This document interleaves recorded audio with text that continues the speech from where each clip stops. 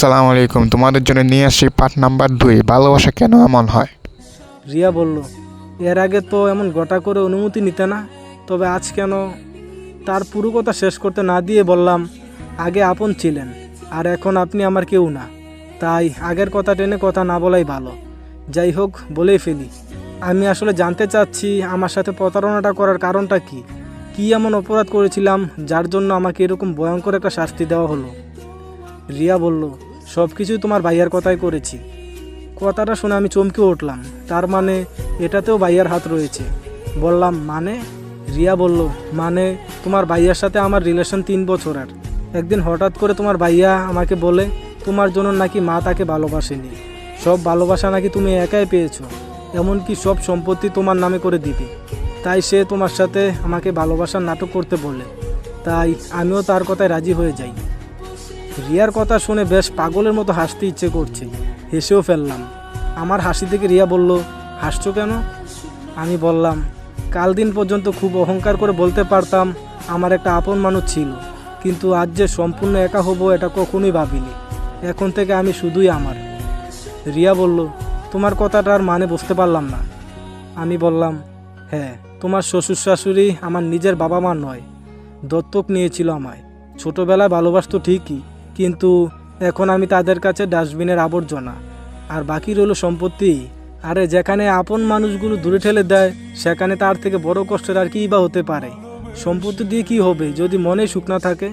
জানো রিয়া, এই পরিবার থেকে যখন অবহেলা পাচ্ছিলাম, তখনই হুট করে তুমি আমার জীবনে প্রবেশ করলে, আর আস্তে আস্তে তুমি নিজে ভালোবাসার হাত বাড়িয়ে দিলে।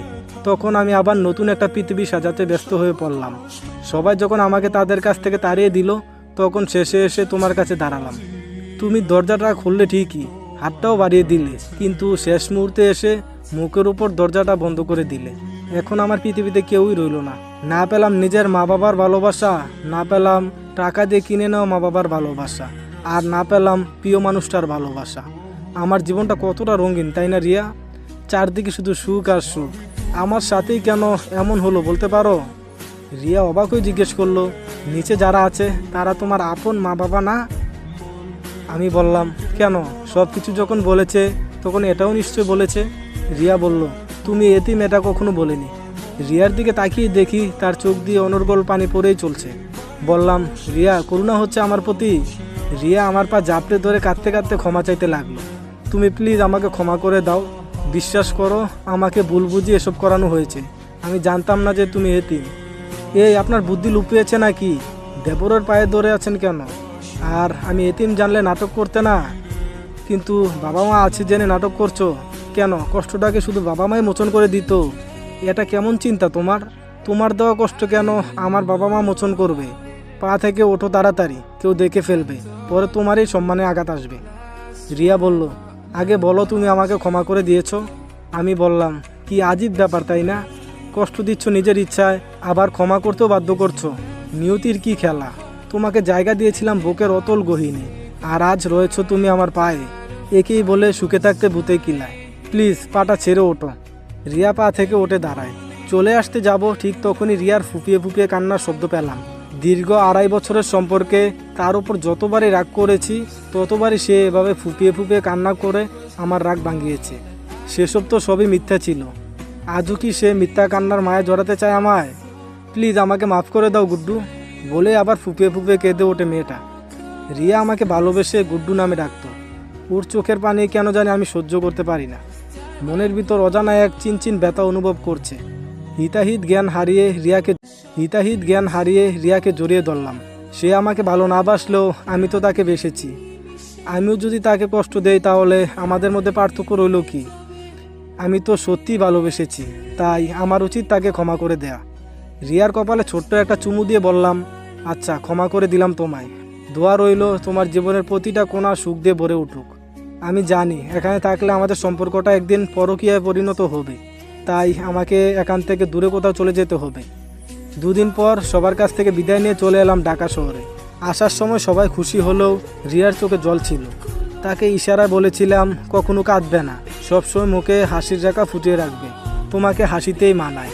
তুমি হচ্ছ একটা গোলাপ গাছ, আর সেই গাছে ফুল ফোটা আবশ্যক। তারপর আজ 3 বছর পর নিজ শহরে পা রাখছি। পরনে পুলিশের ইউনিফর্ম, পদবিটা পেয়েছি উসি সাহেবের। নিজের শহরে পা রাখতেই পুরনো দিনের কথাগুলো লাফিয়ে মাথায় উঠল। রিয়াকে দেখার অদম্য ইচ্ছা জাগলো মনে, কিন্তু যেটা হারিয়ে যাবার সেটা তো হারিয়েই গেছে। তাই নিজের ইচ্ছাটাকে মাটি চাপা দিয়ে থানায় চলে গেলাম। সবাই খুব সুন্দর করে সম্মান জানালো। আমাকে আমার আসন দেখিয়ে দেয়া হলো। আমি আরামসে সেখানে বসলাম। কিছুক্ষণ পর একটা মেয়ের কণ্ঠ শুনে মাথা তুলে তাকালাম। মেয়েটা আমাকে দেখে অবাক হয়েছে মনে হলো। নেমপ্লেটে লেখা উপমা, নামটা দেখে আমিও অবাক হলাম। এটা সেই উপমা, যে উপমাকে আমি অনেকদিন যাবৎ খুঁজছি। পরক্ষণে ভাবলাম, আরে দূর, এটা তো কখনোই হতে পারে না। কারণ যে উপমা আমাকে বাঁচিয়েছে সে একটু মোটা ছিল, কিন্তু এই উপমা তো একেবারে চিকন। মেয়েটার কথায় ঘোর কাটলো। স্যার, আমি উপমা, এই থানার এসআই। আপনার সাথে আমার ডিউটি দেওয়া হয়েছে। যাক, শুনে ভালোই লাগলো। একটা সুন্দরী মেয়ের সাথে ডিউটি করতে পারবো। এভাবে কেটে গেল 1 মাস। এই 1 মাসে কতবার যে উপমাকে খুঁজেছি। হ্যাঁ, মনে পড়েছে, সেদিন বলেছিল সে প্রতিদিন রাতে ওই চাওয়ালা চাচার কাছে চা খেতে যায়। একবার সেখানে গিয়ে খোঁজ করলে মন্দ হয় না। গেলাম রাত 2টার সময়, কিন্তু হতাশ হওয়া ছাড়া উপায় ছিল না। দোকান খোলা ছিল ঠিকই, কিন্তু উপমা নেই। আশেপাশে তাকিয়েও লাভের লাভ কিছুই হলো না। চাচার কাছে 1 কাপ চা চাইলাম। চাচা সাধারণভাবে তাকিয়ে আমাকে চা দিল। হয়তো চিনতে পারেনি। একদিনের দেখায় কি আর এতদিন মনে থাকে? তারও তো বয়স হয়েছে। চা খেতে খেতে চাচাকে জিজ্ঞেস করলাম, চাচা, ওই মেয়েটা কি এখন আর আসে না? চাচা হয়তো আমার কথাটা বুঝতে পারেনি, তাই বলল, কার কথা কইছো বাজান? আমি বললাম, আরে যে মেয়েটা প্রতিদিন রাত 2টোর সময় এখানে এসে চা খেত, সাথে কালো বাইক নিয়ে আসে। কথাটা শুনে চাচার মনটা একটু খারাপ হলো মনে হচ্ছে। কি হলো চাচা, মন খারাপ করলেন কেন? চাচা বলল, বাজান, মাইয়াটা আহে না অনেক দিন, খুব দেখবার মন চায়। বাপের মতো ভালোবাসতো আমায়, বলে চোখ দিয়ে 2 ফোঁটা পানি গড়িয়ে পড়ল। চাচার কাঁধে হাত রেখে বললাম, মন খারাপ করবেন না চাচা, সে একদিন আসবেই। মেয়ে কি কখনো তার বাবাকে ছেড়ে যেতে পারে নাকি? চিন্তা করবেন না, আর আমার জন্য দোয়া করবেন, আমি যেন তাকে খুঁজে পাই। তারপর চাচার বিল দিয়ে চলে আসি। সকালে ঘুম থেকে উঠে পার্কে গিয়ে একটু শরীরচর্চা করলাম। তারপর বাসার দিকে রওনা দিলাম। বাসার সামনে এসে আমি অবাক, উপমা গেটের ভিতরে। আরে মিস উপমা, আপনি এখানে কি করছেন? উপমা বলল, স্যার, কালকেই শিফট হয়েছে এখানে। তারপর কেটে গেল আরও কয়েকটা দিন।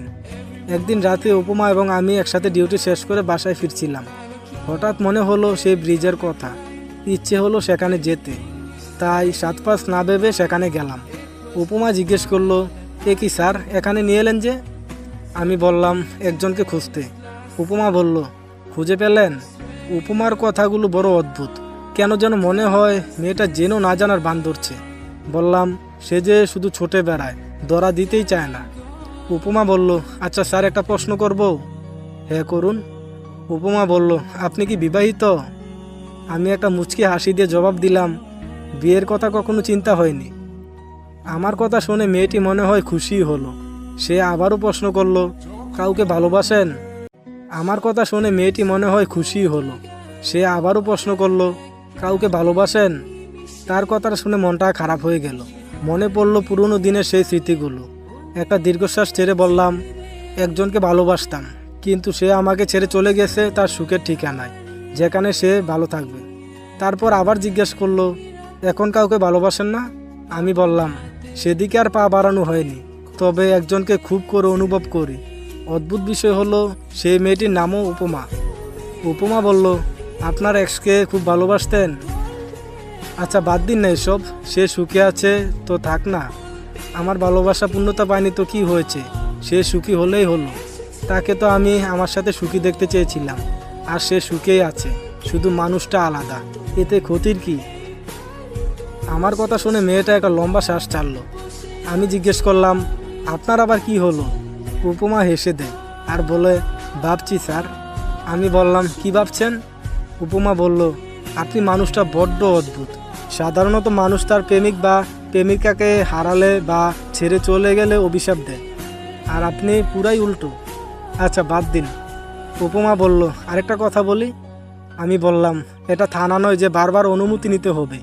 উপমা বলল, সেটা বললেই তো হয়, এত শক্তভাবে কথা বলার কি আছে? আরে, উপমা আমার সাথে রেগে কথা বলছে, সাহস তো কম না।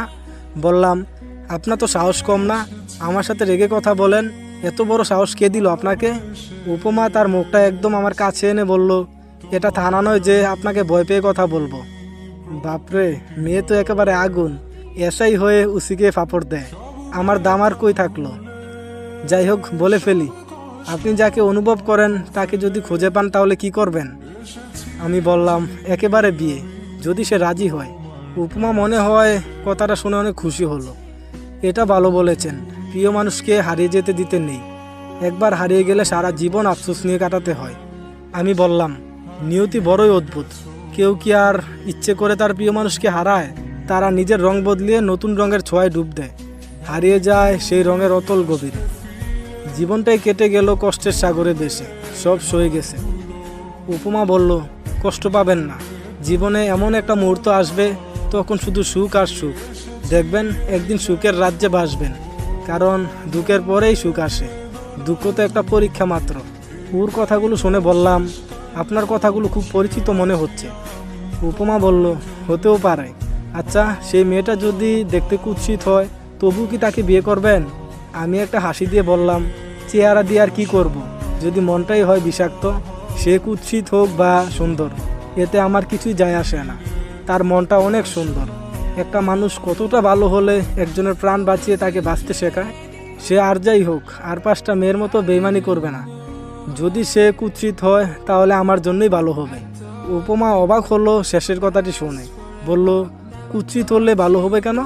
আমি বললাম, কেননা আজকের দিনে পরকীয়া অনেকটাই বেড়ে গেছে, আর এগুলো সুন্দর মেয়েরাই বেশি করে।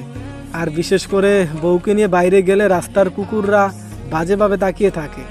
কুৎসিত হলে কেউ সেভাবে তাকাবে না। উপমা বলল, আপনার কথা শুনে ভালো লাগলো। আচ্ছা, আপনি যদি তাকেও না পান তাহলে কি আবারও আত্মহত্যা করবেন? উপমার কথা শুনে অবাকের চরম পর্যায়ে পৌঁছে গেলাম। আমি যে আত্মহত্যা করতে চেয়েছিলাম সে জানলো কিভাবে? আমি তো তাকে কিছুই বলিনি। তাই বললাম, আপনি এসব কিভাবে জানলেন? উপমা বলল, বলছি সব, একটু অপেক্ষা করুন, আমি আসছি। আর যতক্ষণ না আসছি ততক্ষণ এখান থেকে এক পাও সরবেন না, না হলে পা ভেঙে হাতে ধরিয়ে দিব। এই বলে গাড়ি নিয়ে চলে গেল। বুঝলাম না হঠাৎ তার কি হলো। মেয়েটা আজ বড় অদ্ভুত আচরণ করছে। আমি ওখানেই দাঁড়িয়ে রইলাম। কিছুক্ষণ পর বাইকের শব্দ শুনলাম। পিছনে তাকিয়ে দেখি সেই পুরনো দিনের মেয়েটি, কালো হুডি পরা, কালো মাস্ক, হুডির টুপি মাথায় দেওয়া, কালো বাইক। সে এসে আমার সামনে